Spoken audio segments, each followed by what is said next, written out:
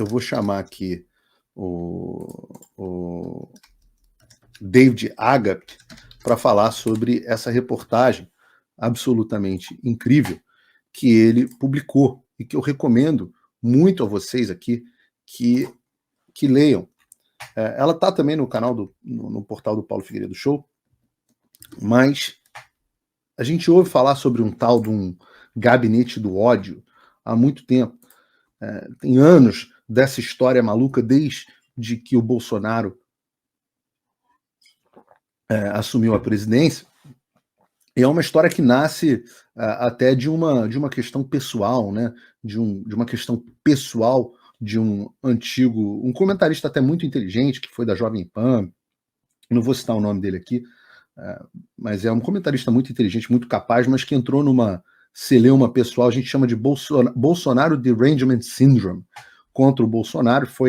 Ele partiu para criticar o Bolsonaro e aí sofreu as represálias disso na internet, e com isso ele publicou uma reportagem, se eu não me engano, à época na revista Cruzoé, sobre o gabinete do ódio. E isso ficou muito conhecido, isso foi uma coisa muito conhecida, ficou uma coisa, passou a ser um jargão utilizado, né? E a ideia do gabinete do ódio é que existiria uma coisa articulada, né, entre os deputados, seus assessores e perfis pagos, né, os blogueiros de crachá, era como chamavam na época, os blogueiros de crachá, porque foram nomeados nos gabinetes de deputados, para atacar opositores do Bolsonaro. E isso serviu como muito base, foi utilizado como base para o inquérito das fake news, principalmente para o Atos Democráticos, que depois se transformou em milícias digitais, e era uma teoria da conspiração absurda, né? Uma teoria da conspiração porque, ora, coitado, se soubessem o nível de desarticulação dos deputados e da direita brasileira, vocês ficariam decepcionados, profundamente decepcionados. Eu ouço isso dos próprios deputados. Mas é aquela coisa, acuse-os do que você faz, xingue-os do que você é. E nós, aos poucos, estamos descobrindo que, na verdade, existia, sim, um gabinete, mas não era o gabinete do ódio, era, brincando aqui de chamar, de o gabinete do amor. Existe um grupo organizado de empresários, de perfis falsos, de deputados, e com muito, muito recurso, que serve para promover os interesses do governo Lula e atacar os seus opositores ou opositores das práticas ditatoriais do Supremo Tribunal Federal. E para falar sobre esse assunto, eu vou receber aqui, para contar tudo para a gente, o jornalista investigativo internacional, já esteve aqui conosco, o David Agape. Agape, muito obrigado por ter vindo aqui mais uma vez ao Paulo Figueiredo Show. Explica para a gente exatamente o que é essa história de gabinete do amor, porque eu estava lendo aqui a sua reportagem e fiquei fascinado com ela. Boa tarde, Paulo. Tudo bem? Tá me ouvindo direitinho? Agora melhor na sua presença. Poxa, obrigado. Obrigado mais uma vez pelo convite. Obrigado a todos aí pela audiência. Esse caso do Gabinete do Amor era uma vontade antiga minha, né? Já faz algum tempo que eu estava namorando essa ideia de investigar esse pessoal, até porque a ideia, esse conceito, né? Essa prática de adentrar em micro-universos é muito... Essa palavra que você utilizou é perfeita para descrever. É fascinante, né? Então, quando eu escrevi, por exemplo, uma reportagem sobre golpistas, estelionatários, eles têm um universo todo fechado deles, né? Um universo particular. E esse universo de militantes de esquerda, né, que a gente chama de Gabinete do Amor, e eles, em alguns casos, algumas vezes, se auto-intitulam o Gabinete do Amor, também tem essas características bem peculiares, né? Eles se auto-intitulam Gabinete do Amor? Sim, inclusive o próprio Janones tinha um grupo no Telegram, a gente não cita na reportagem, mas ele tinha um grupo no Telegram chamado Gabinete do Amor, e em alguns outros casos também eles falam. A ideia que eles têm é o seguinte: olha, existe um gabinete do ódio e a gente espalha o amor, né? A gente leva o amor para as pessoas. O que não é verdade, quando você analisa a ação desses grupos, você vê que o que tem de amor ali não tem nada de amor ali, é puro ódio, é pura militância e puro interesse também. Mas o A que gente que é pode esse falar um pouco grupo? sobre isso. O que que é esse grupo? Quem são essas pessoas? Como é que é isso? Bom, vamos lá. A gente identificou vários tipos de atores dentro, desse universo desses militantes, tá. Um deles, que a gente destaca bem, são esses perfis apócrifos. O que seria um perfil apócrifo, segundo Alexandre de Moraes, tá? Seria um perfil que não é fake. Então é uma pessoa que não coloca o próprio rosto, o próprio nome naquele perfil, mas não é o perfil falso. Hum, Exemplo, o perfil falso seria o seguinte: eu colocar assim, Paulo Figueiredo, colocar a sua cara, mas não é uhum, você. Então é um certo. perfil falso. Ou eu colocar um outro nome, João da Silva, com uma cara também fake, falsa, ou criada por inteligência artificial, e dizer que eu sou uma pessoa que existe. Então também é um perfil falso. O apócrifo não, é uma pessoa real, mas que se esconde através de um perfil não identificado, especificamente muitas vezes para fazer ataques sem sofrer muitas consequências, tá? Então, seja na sua vida privada, eu compreendo que muita gente, inclusive de direita ou não, utiliza-se de perfis apócrifos para não sofrer perseguição. Só que, no caso dos inquéritos que estão sendo, que estão correndo no STF, o conceito de perfil apócrifo foi utilizado especificamente para poder dizer, olha, tá vendo? São pessoas que se escondem e tal e vão perseguir. E teve quebra de vários perfis de direita que não se identificavam. Agora, a esquerda faz a mesma coisa, só que teve pedido judicial, inclusive, para identificar o perfil Jair Me Arrependi, que fez vários ataques ao governo Bolsonaro, mas não teve essa quebra, até porque houve uma campanha maciça dentro da própria imprensa para poder proteger essa pessoa, tá? Peraí, então tinha um perfil que chama Jair Me Arrependi, Sim. e aí houve uma decisão judicial para que, para que Para quebra de sigilo, para e descobrir não quem é. quebraram? Não quebraram. O pedido da queda de sigilo, inclusive, foi feito pela campanha do Ciro Gomes. Porque o Jair Me Arrependi, ele criou um sticker, né, para ser utilizado no Twitter e que simulava a campanha do Ciro. Só que colocava, ao invés de ser prefiro Ciro, era eu prefiro Lula. A campanha do Ciro ficou muito, assim, irritada com isso e entrou com esse pedido de quebra. Foi autorizado pela justiça, mas não teve andamento depois, porque esse perfil Jair Me Arrependi tem bastante. Tem as costas quentes, por assim dizer, tá? Então, durante a CPI da pandemia. Só para destacar, tá? Esses perfis foram criados logo após a eleição do Bolsonaro, se espelhando, isso a gente lembrando agora da nossa última conversa sobre o complexo industrial da censura, que o Brasil se espelha no que aconteceu nos Estados Unidos, no exterior, esses perfis também. Então, se inspiraram numa iniciativa americana, que seria o Trump Regrets, seriam supostamente, tá, funcionários do Deep State, do governo americano, que, insatisfeitos com a eleição do Trump, fizeram esses perfis também apócrifos para poder criticar o governo.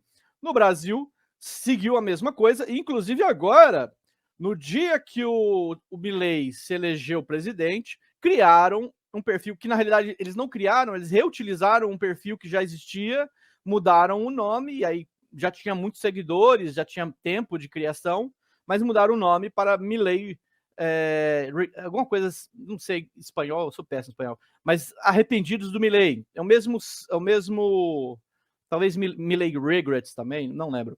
Mas seguindo a mesma lógica, tá? O que acontece? Esses perfis ganharam uma grande proeminência. Você fala assim, mas são perfis que postam em rede social, que diferença que isso pode fazer e tal? Na CPI da pandemia, eles deram suporte para os parlamentares que estavam coordenando a CPI, em específico Randolph Rodrigues, o Randolph e o Omar Aziz, e começaram a fazer dossiês, né? Os caras são verdadeiros arapongas, e eles conduziram praticamente a CPI. Eles tocaram nos bastidores a CPI. Então tem a CPI oficial e a CPI paralela. Quando a gente fala muito disso, né, de ABIN paralela, de gabinete das sombras, tinha um gabinete das sombras, que era esse pessoal que não se identifica. A gente não sabe, por exemplo, algum desses perfis, eu suspeito que não é uma pessoa, são várias pessoas, pelo menos uma dezena de pessoas por trás, com uma máquina gigantesca para poder fazer contra-informação, tá? Então, na CPI da pandemia, eles foram cruciais para as narrativas que foram criadas ali. E, seguindo no governo Bolsonaro, fizeram várias campanhas também de cancelamento, ataques nas redes sociais, e durante as eleições, né, as últimas eleições, que era Lula versus Bolsonaro, fizeram uma campanha maciça a favor do Lula, e eu cito ali não apenas alguns desses perfis, mas outros personagens que foram entrando e foram ampliando esta rede. Também é muito fascinante. Eu li um trecho aqui da sua reportagem e eu recomendo a leitura completa aqui para as pessoas, mas aqui o perfil Jair chegou a ser mostrado ao vivo na CPI da Covid para desmascarar o secretário de comunicação Fábio Weingarten. Os demais perfis também participaram da CPI, enviando relatórios e dossiês para Renan Calheiros e Randolph Rodrigues, atualmente sem partido. Randolph destacou em uma transmissão nas redes sociais a grande contribuição de 2 ou 3 perfis anônimos para a CPI. Se gabando dessa menção, o perfil Tesoureiros elencou outros perfis que teriam sido citados por Randolph.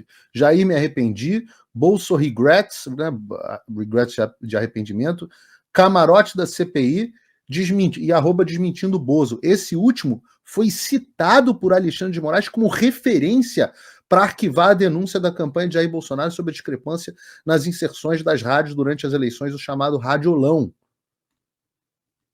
Sim, pois é. Nós fizemos essa rechecagem das rádios, está no nosso site também, a investigação. Nós checamos rádio por rádio, ouvindo manualmente, né, ouvindo na força bruta cada um dos áudios, nossa equipe, e descobrimos que vários erros, tanto na decisão do Alexandre de Moraes. Então, ele errou, assim, feio, quando ele decidiu arquivar a denúncia do Bolsonaro. Mas o principal ponto é esse estudo criado pelo professor, não me lembro o nome de cabeça o nome dele agora, se não me engano é Miguel, de uma universidade, que se baseou, e esse professor se baseou no desmentindo o Bozo, olha o nível do perfil, né? Desmentindo o Bozo para poder fazer o seu estudo. Fazendo isso, esse professor errou de uma forma grotesca. Isso a gente tem um relatório detalhado no nosso site mostrando que essa rádio específica que eles utilizaram como referência, que eles fizeram um estudo, então nós fizemos análise de todas as rádios que foram disponibilizadas. Eles fizeram análise só de uma, que é justamente a rádio problemática. O que eles fizeram? Eles copiaram o áudio disponibilizado no arquivo disponibilizado pela campanha do Bolsonaro, né, que tinha um drive, e eles passaram isso num robozinho, tá? Eles criaram um robô, um programa de computador que ia analisar esse áudio e ia pegar todas as vezes que surgisse esse áudio. Nós fizemos diferente, nós ouvimos o áudio original enviado no site do TSE, e qual que é a diferença? É que no caso deles, eles viram todas as vezes que apareceram propagandas do primeiro turno.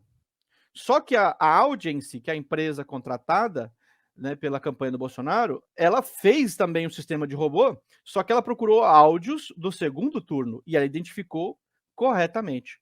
Nós conseguimos identificar todos os áudios e também separamos. Então a gente mostra exatamente o que é primeiro turno e segundo turno. Então a justificativa que eles deram não tá certa. É falsa, é mentirosa. Então, exato. Então, assim, eu imagino, tá? A gente tenta dar com a colher de chá para eles, falar, não, então eles se equivocaram, não foram sacanas de escolher justamente essa rádio. E quando a gente mostra, no final das contas, a audiência fez a análise correta e o resultado é praticamente o mesmo, tanto ouvindo manualmente, vindo todos os áudios, quanto o sistema da audiência. Tá? Então o radiolão não era uma teoria da conspiração, não era falso, etc. O radiolão era, de fato, uma demanda legítima. Exato. O radiolão, ele é, inclusive, um dos pontos que poderiam ter sido mais trabalhados, né, depois das eleições. Eles morreram de medo. Deve ser acompanhado agora nessa eleição municipal. A gente pretende fazer uma análise também seguindo o que a gente já fez nas últimas eleições, porque isso, principalmente em cidades do Nordeste mais afastadas, a rádio é o principal meio de comunicação que as pessoas têm. Então, você tem rádios lá que o radialista conversa com as pessoas, olha, Dona Maria e tal, e aí rolando aquela discrepância imensa entre a campanha do Lula e a campanha do Bolsonaro. Isso não tem muito controle, tá? Agora, seguindo essa questão do radiolão, então a gente mostra que esse é um problema latente e que o TSE deveria ter mais controle sobre isso, mas não tem. E, claro, como surgiu na campanha do Bolsonaro, isso foi descartado. E o mais grave era uma denúncia que era legítima, mas o Alexandre de Moraes não apenas arquivou essa denúncia, quanto incluiu a campanha do Bolsonaro nos inquéritos das fake news por conta dessa denúncia.